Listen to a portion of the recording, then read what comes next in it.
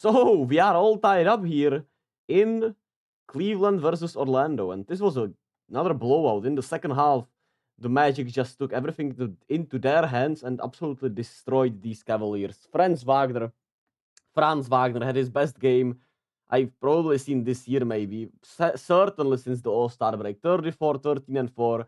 Everything was falling for him. He was going, with his, he was effective with the drives, and he had that little push shot going, and even hit 2 3-pointers out of 3, which means he was efficient. He was just masterful today.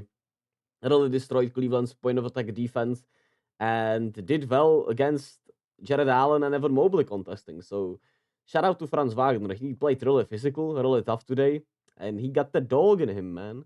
He got the dog in him. Wendell Carter gave Orlando good offensive minutes and some hustle plays. Jalen Sachs continued to play solidly, even though he had 7 turnovers. But it was the bench, right? Markel Fultz with 12 points off the bench. Moritz Wagner brought once again the right energy.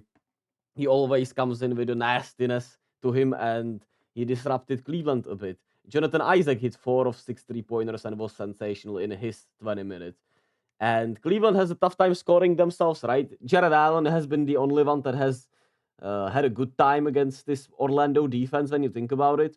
Darius Garland has been kind of non-existent in this series to me, and he's been the biggest disappointment since Donovan Mitchell got into Cleveland. But to be fair to him, he's also dealt with so many injuries in that time span. Evan Mobley, his offense is just unfortunately not consistent enough yet. So he had a tough game offensively today, even though defensively he did hold his own in a way.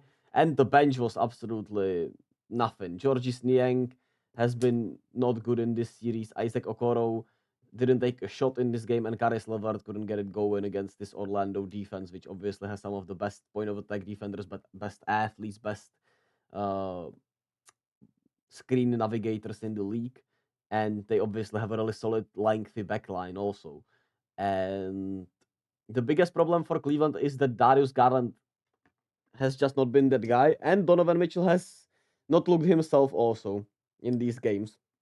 I don't know if he's fully healthy, because we know he's been out, since the All-Star break a lot, and he had a tough time with an injury. So that might be bothering him still, because it doesn't look the same.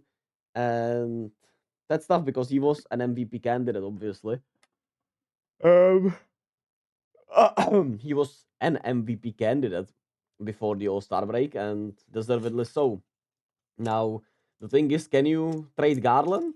Can you do that? I mean, obviously getting ahead of ourselves. We'll see what happens in Game 5. Can Orlando's role players show up? Will the role players play better at home once again, take its turn? How will Paolo bounce back after a bad game? A lot of things to look forward to in this series now. And we're playing a best of 3.